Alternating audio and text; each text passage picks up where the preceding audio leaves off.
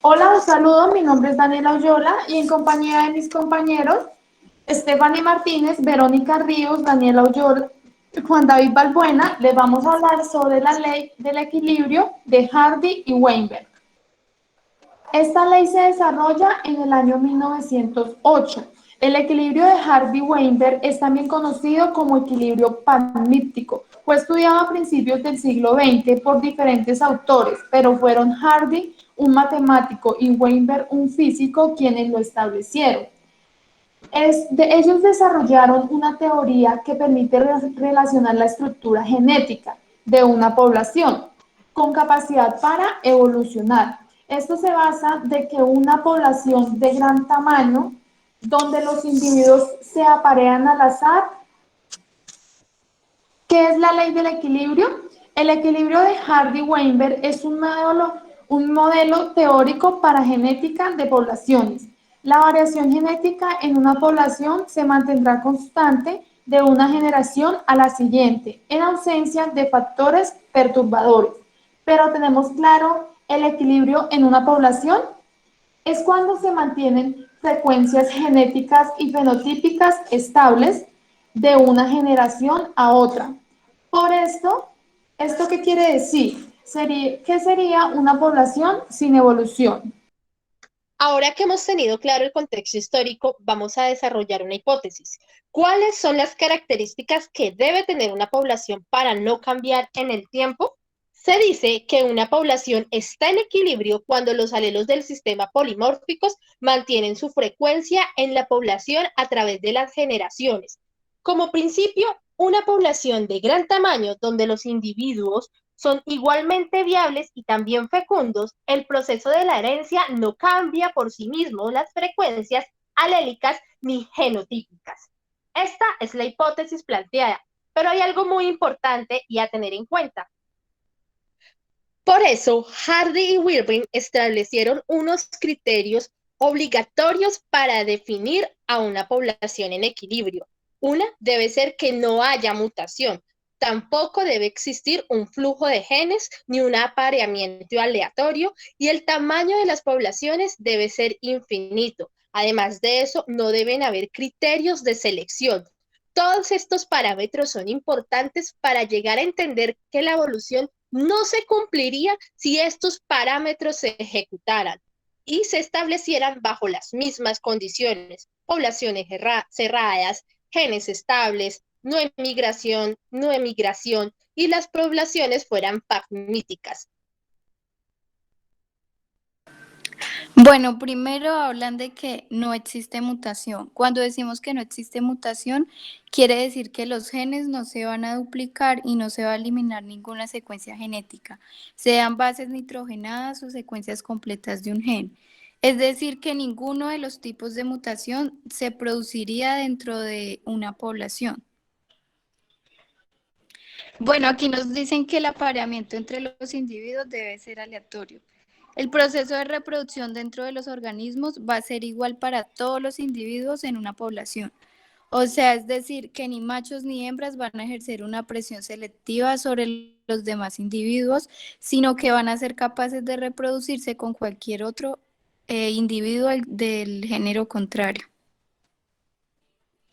En esta parte hablamos de que no existe flujo de genes entre los individuos. Digamos, cuando tenemos poblaciones separadas, por ejemplo, por una montaña, no va a haber migración entre individuos de una población a otra. Esto permite que los genes dentro de una población no cambien porque no hay una entrada de alelos diferentes a los que componen cada una de las poblaciones. En este punto nos dicen que el tamaño debe ser infinito. O sea que la población debe tener un tamaño muy grande para que el proceso se dé, como por ejemplo las poblaciones de hormigas, de peces o de nosotros los seres humanos. Bueno, se dice que no hay una selección. Esto se referencia a la selección natural, donde, a contrario, la teoría de la evolución mediante la selección natural, acá no se va a ejercer ese campo, sino que se va a dar por un crecimiento poblacional constante. Así, cada genotipo bajo consideración debe sobrevivir en el tiempo y el espacio. Bueno, pero ¿dónde se aplica la ley de Hardy y Weinberg o ley del equilibrio? Para explicar esto en concreto, vamos a hablar de las frecuencias alélicas, ya que solo cuando la frecuencia de cada una de las clases genotípicas es conocida, se puede establecer esta ley. La estimación de las frecuencias genotípicas y alélicas en situaciones en las que hay dominancia recesiva y todos los genotipos pueden distinguirse. Esto se puede ver en cada una de las especies. Para averiguar si la población, los apareamientos son al azar o con respecto a un carácter en base a las referencias genotípicas cuando son conocidas. Esto a un ejemplo, vamos a hablar de las ardillas. Del lado derecho vamos a observar una ardilla café o ardilla salvaje, el cual se denota como un fenotipo dominante frente al fenotipo de ardilla negra. Por eso, en una población de 1000 ardillas, el fenotipo café se va a evidenciar en 940 ardillas y el fenotipo negro se va a evidenciar en 60 ardillas. Bueno, continuando con el ejemplo anterior, aplicamos la fórmula de un binomio cuadrado perfecto en donde P más Q es igual a 1, por ende, se puede representar también de la forma P al cuadrado más 2PQ más Q al cuadrado es igual a 1. Por ende, la frecuencia del alelo Q, que es el alelo recesivo, lo podemos evidenciar de la siguiente manera. Q es igual a 60, que ya sabemos que el número de individuos negros, que es el alelo recesivo, es 60 dividido en el total de la población, que son 1000 individuos. Q al cuadrado es igual a 0,6 al operar 60 dividido en 1000. Al exponer este resultado al cuadrado, vamos a obtener el valor de Q. Q es igual a 0,25. Por ende, para hallar P, vamos a despejar P en la fórmula inicial, que es P más Q es igual a 1. Entonces, P es igual a 0,75.